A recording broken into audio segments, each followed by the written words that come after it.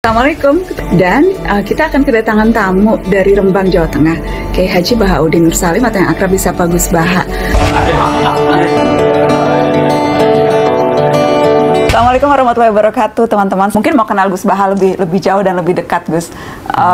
Walaupun sudah terkenal, tapi banyak yang juga masih penasaran gitu. Gus Baha kemana-mana sarungan, gaya nyantri gitu. Tapi di YouTube-nya selalu yang nonton ratusan ribu sampai jutaan gitu. Pokoknya bintang YouTube. Kalau ustadznya YouTube tuh Gus Baha rame gitu. Gimana sih Gus Baha melihat dakwah sekarang gitu lewat cara YouTube, lewat cara-cara seperti sekarang nih Siap dan Siap. Ini kan cara dakwah yang berbeda yang kita maksudkan supaya lebih dekat, lebih nyampe ke masyarakat, Gus. Ini saya menjawab tapi tidak harus jadi model ya, karena tradisi kita apalagi Pak Kures aslinya ada kaidah ya, laisa li alimin ayyukal tidak aliman akhor. Jadi antar orang alim itu tidak perlu saling ikut. Ini saya cerita sedikit. Sebenarnya mulai kecil karena bapak saya, mbah-mbah saya itu terkenal wali. Jadi cita-cita saya itu ingin jadi wali. Artinya wali itu orang yang dekat Allah. Nah, di antara kedekatan mereka kepada Allah, di antaranya adalah cara melihat Allah itu begitu jelas. Misalnya ketika Nabi Ibrahim disuruh Allah supaya menyampaikan kewajiban haji, wa'adzin finnasi bil haji ya'tu karijalan itu. Saya bisa apa? Suara saya terbatas ya Allah. Terus kata Allah, sudah sampaikan saja, nanti saya yang menyampaikan, kata Allah. Orang seluruh dunia dengar yang ditakdir haji bisa haji. Karena ketika saya melihat kenabian itu harus dimaklumatkan, dan dalam hadis qudsi Allah ngendikan kuntu kanzan makhfiyan fa'aradtu an u'rafa fa khalaqtul khalqa liya'rifuni. Jadi kata Allah, saya ini sebetulnya tidak butuh makhluk, cuma harus orang kenal saya. Yang saya menciptakan, masa mereka tidak kenal saya gitu. Maka saya menciptakan makhluk untuk kenal saya. Jadi komitmen hati saya itu hanya ingin mengenalkan ajaran Allah ini indah, ajaran Allah ini solusi. Saya tidak pernah kepikiran kalau itu jadi viral atau jadi terkenal. Sampai sekarang pun saya tidak tahu kalau itu terkenal. Saya tidak punya WA, juga nggak mau dengar. Nggak punya WA, Gus? Nggak punya sampai sekarang, nggak punya, karena lewat adik. Akhirnya ketika dengar katanya saya terkenal, banyak yang ngaji itu, terus ingat cerita Nabi Ibrahim tadi Pak Gores, bahwa Allah lah yang menyampaikan itu.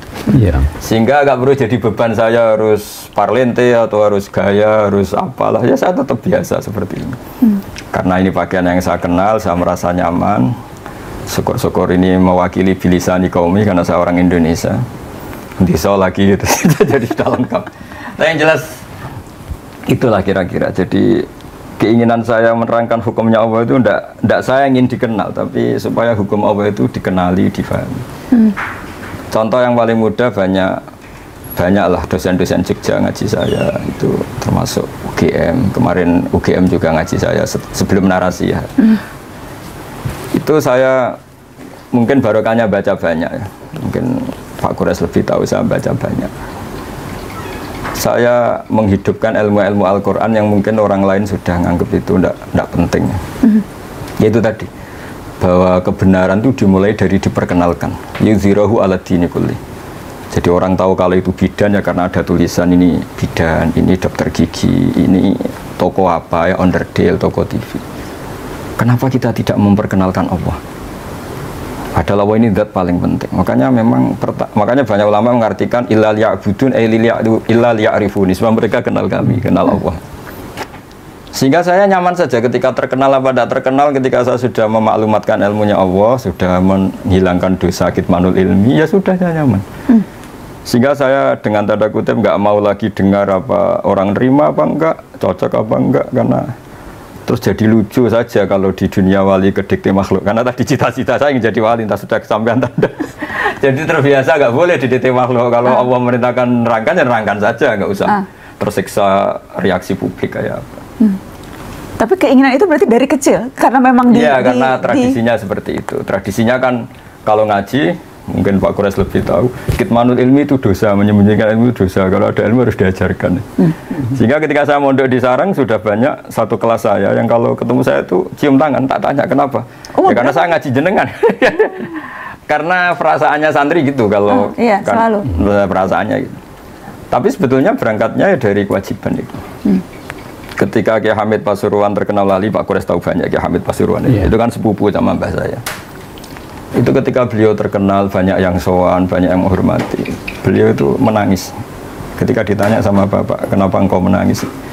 Saya ini soleh itu untuk diri saya sendiri. Saya sering jamaah, sering melakukan kebaikan untuk diri saya sendiri. Tapi kenapa mereka menghormati saya? Jangan-jangan ini mendikte saya untuk sudah dari ingat Allah betul, sekarang harus ingat makhluk itu. Tapi kembali lagi mereka umatnya Rasulullah SAW yang harus dibina, yang harus didekatin, sehingga mereka ya nyaman lagi atas perintah Allah itu. Ya kira-kira gitulah, setidaknya pas saya baik, pas bikol bin salim itu cara berpikir saya seperti itu. Tapi ya saya manusia mungkin kadang-kadang kebawa euforia atau tertekan atau nervous. Tapi itu bawaan manusia. Kalau secara ilmu saya seperti itu, nggak lebih nggak kurang. Seperti Gus Baha gitu, tetap tawadu, berilmu tapi tidak menonjolkan keilmuan, menyampaikan sesuatu dengan indah, tidak keras begitu. Itu sesuatu yang memang karena didikan orang tuakah? Atau itu sesuatu yang bisa kita usahakan sendiri juga karena bagaimana menirunya?